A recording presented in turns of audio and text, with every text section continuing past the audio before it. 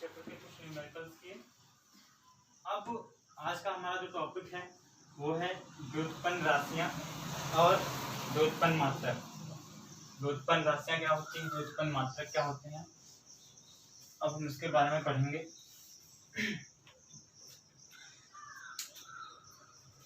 व्युत्पन्न राशियां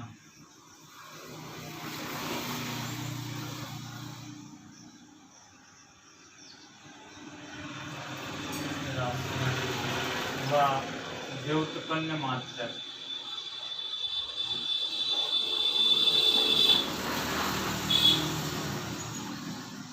व्युत्पन्न राशियां कहते हैं किसे हम, व्युत्पन्न मात्रक क्या होता है। देखिए, व्युत्पन्न का मतलब होता है जो किसी से उत्पन्न हो। व्युत्पन्न का मतलब क्या होता है, जो किसी से उत्पन्न, किसी से उत्पन्न हो उसे क्या कहते हैं, व्युत्पन्न राशि। मैं आपको एग्जांपल से माध्यम समझाता हूं। जैसे मान लीजिए चाल एक राशि है। कौन सी राशि है, भौतिक राशि है। हमने आपको बताया था कि जिसे नाप सकते हैं यानी जिसे मापा जा सकता है वो सभी राशियां कौन सी राशि कहलाती हैं, भौतिक राशियां कहलाती हैं। चाल का फार्मूला होता है दूरी बटे समय।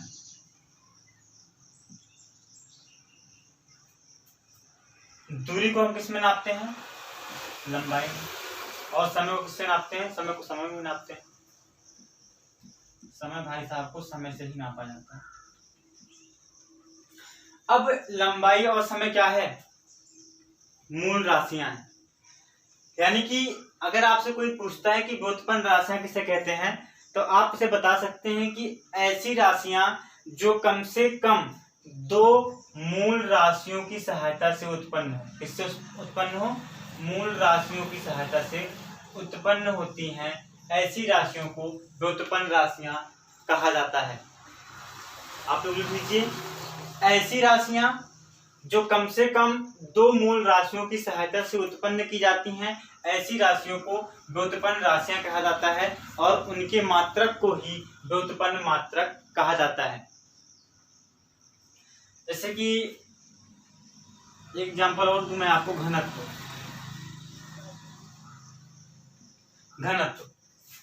तो घनत्व बराबर होता है द्रव्यमान बटे आयतन। द्रव्यमान बटे आयतन। द्रव्यमान का मूल राशि क्या होती है, द्रव्यमान खुद ही मूल राशि है, द्रव्यमान का द्रव्यमान ही होगा। और आयतन को लंबाई में नापा जाता है। लंबाई का प्रूफ करना पड़ेगा, क्योंकि आयतन बराबर क्या होता है, लंबाई गुणे चौड़ाई गुणे ऊंचाई। और हमने बताया था कि अगर यदि आपको लंबाई के बारे में पता हो जाता है तो लंबाई, चौड़ाई और ऊंचाई आप तीनों को नाप सकते हैं। यानी कि लंबाई, चौड़ाई और ऊंचाई का मतलब क्या हुआ, लंबाई हुआ। जिस मीटर से हम लंबाई को नापते हैं उसी मीटर से आप चौड़ाई को भी नापते हो, उसी से ऊंचाई को भी नापते हैं। तो घनत्व किससे उत्पन्न हुआ, घनत्व दो मूल राशियों की सहायता से उत्पन्न हुआ। द्रव्यमान और लंबाई से क्या उत्पन्न हुआ, व्युत्पन्न घनत्व उत्पन्न हुआ। और घनत्व क्या है, व्युत्पन्न राशियां हैं। बहुत सारी मूल व्युत्पन्न राशियां होती है, जैसे वेग हो गया, त्वरण हो गया, चाल हो गया, घनत्व हो गया, ऊर्जा हो गया, त्वरण हो गया। ये सारी राशियां क्या होती हैं, व्युत्पन्न राशियां कहलाती हैं। और इनके मात्रक क्या कहलाएंगे, व्युत्पन्न मात्रक कहलाएंगे। अब हम बात करते हैं, बहुत ही महत्वपूर्ण टॉपिक है, मात्रक जो होता है उनकी विशेषता। मात्रक की विशेषता, मात्रकों की कुछ विशेषताएं। कुछ हम आपको बहुत कुछ बताएंगे, कुछ विशेषताएं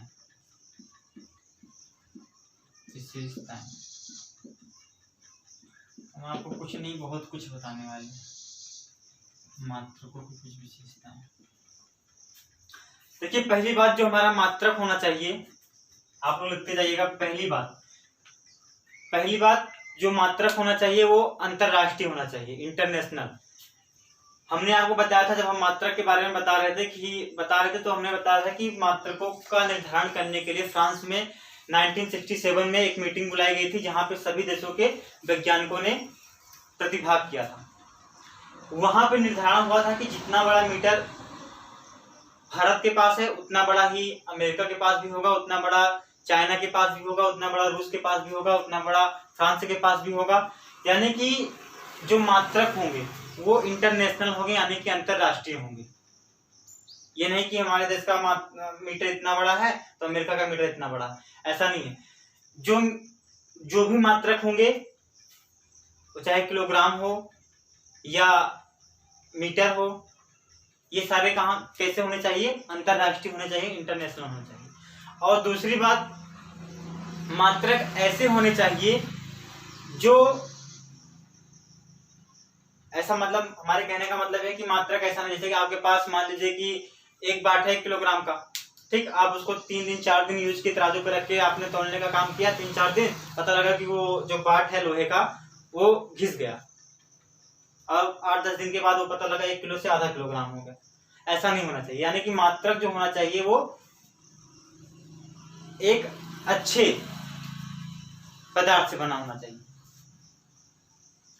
और तीसरी बात, मात्रक जो होगा वो वातावरण के साथ कम ज्यादा नहीं होना चाहिए। जैसे कि अगर गर्मी है तो 1 किलो का रहेगा, ठंडी हो तो 2 किलो का हो जाए, बरसात आई तो 3 किलो का हो जाए, ऐसा नहीं। यानी कि ऐसे मात्रक होने चाहिए जो वातावरण के साथ परिवर्तित ना किए जा सके। अच्छा, मेन बात, मात्रकों को लिखते समय जो फुल स्टॉप होता है, फुल स्टॉप, डैश, कॉमा, पूर्ण विराम और प्रश्नवाचक चिन्ह, ऐसे जो सिंबल्स होते हैं इनका प्रयोग नहीं करना है।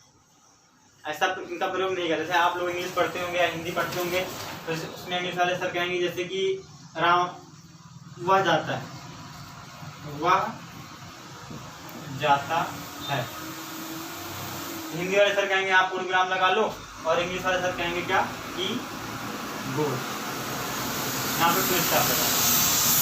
लेकिन फिजिक्स है, आप पढ़ रहे हो फिजिक्स में हिंदी और इंग्लिश की कोई भी बात आपको ध्यान नहीं रखनी। यानी कि अगर आप भौतिक विज्ञान पढ़ रहे हो तो वहां पे आपको फुल स्टॉप हुआ, कॉमा हुआ, और ये प्रश्नवाचक चिन्ह हो गया, डैश हो गया, इन सब का प्रयोग नहीं किया जाएगा। दूसरी बात, आप जब इंग्लिश पढ़ते हैं तो वहां पे कहा जाता है, आपके सर कहते होंगे कि जैसे कि मान लीजिए कि कोई सेंटेंस लिखना, जैसे हमने लिखा है ही गोज, तो ही गोज में ही क्या है? ही का पहला अक्षर क्या है? कैपिटल है। तो यहाँ पे मात्रक जो होंगे उनका पहला अक्षर कैपिटल नहीं होगा। हम इंग्लिश की धज्जियां उड़ाते चलेंगे। इंग्लिश कहता है कि पहला अक्षर क्या होना चाहिए? कैपिटल होना चाहिए। लेकिन फिजिक्स कहती है कि पहला अक्षर जो होगा वो कैपिटल नहीं होगा। और खास तौर पर जैसे कि अगर किसी मात्रा को व्यक्त करने के लिए वैज्ञानिकों का नाम आता हो, जैसे मान लीजिए न्यूटन, आपको 15 न्यूटन लिखना हुआ,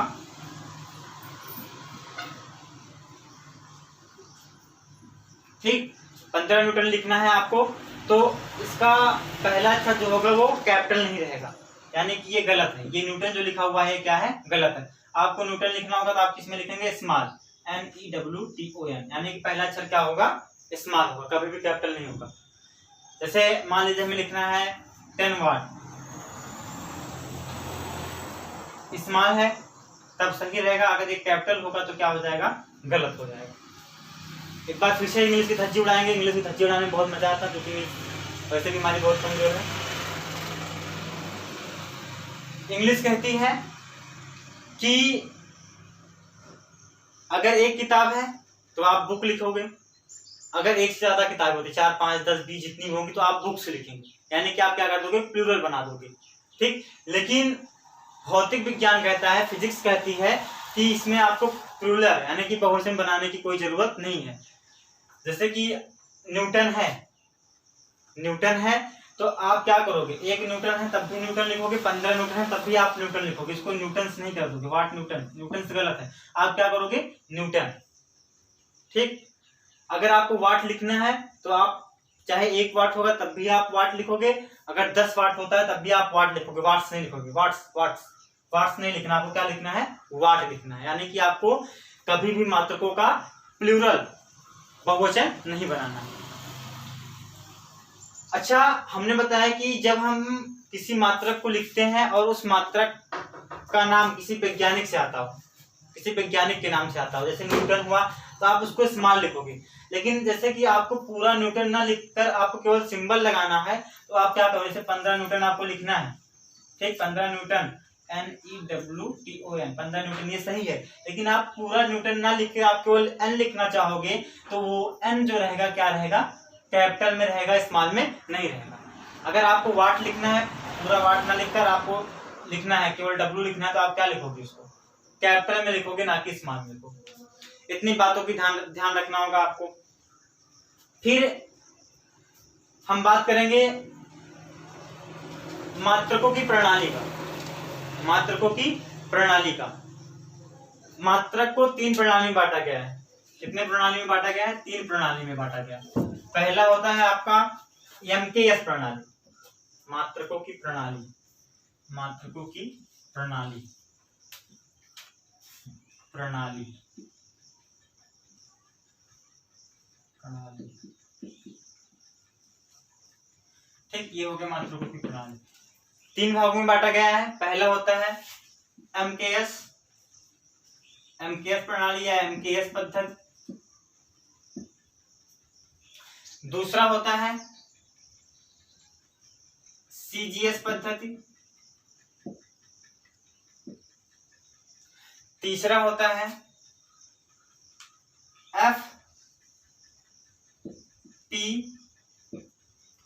FPS पद्धति या FPS प्रणाली।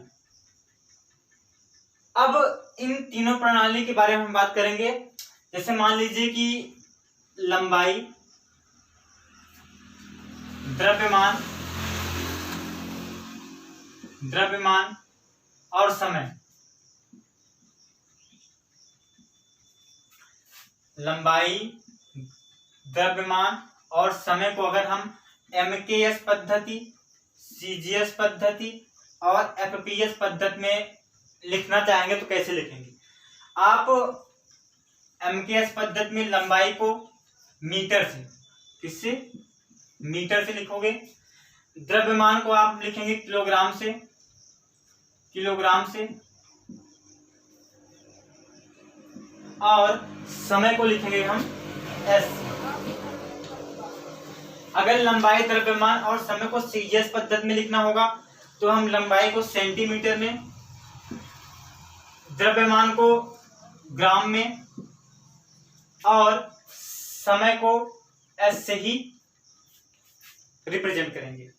अगर लंबाई, द्रव्यमान और समय को हमको FPS पद्धति में लिखना होगा तो लंबाई को हम फुट,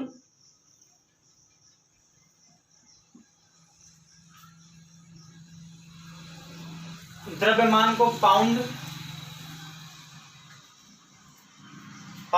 का उपयोग ज्यादातर, हाँ, जैसे कि ब्रिटिश राज्यों में होता है, इंग्लैंड में होता है, हाँ, भारत में पाउंड का उपयोग ज्यादातर नहीं किया जाता है, पाउंड। और समय को S से ही लिखेंगे। यानी कि समय जो होगा वो चाहे MKS पद्धति हो, चाहे CGS पद्धति हो, चाहे FPS पद्धति हो, समय कभी भी चेंज नहीं होगा। लेकिन लंबाई, द्रव्यमान को MKS पद्धति में लिखने के लिए लंबाई को मीटर से, द्रव्यमान को किलोग्राम से, और CGS पद्धति में लिखने के लिए लंबाई को सेंटीमीटर से और द्रव्यमान को ग्राम से। FPS पद्धति में लिखने के लिए लंबाई को हम फुट से और द्रव्यमान को पाउंड से लिखेंगे। आज के लिए इतना ही, कल मिलेंगे हम अपनी नई वीडियो के साथ। धन्यवाद। अगर आपको कोई भी न्यूमेरिकल सॉल्व करने में दिक्कत आएगी तो आप कमेंट या व्हाट्सएप के माध्यम से पूछ सकते हैं। कोई भी क्वेश्चन होगा हम उसको वीडियो के माध्यम से आपको बताएंगे। Thank you.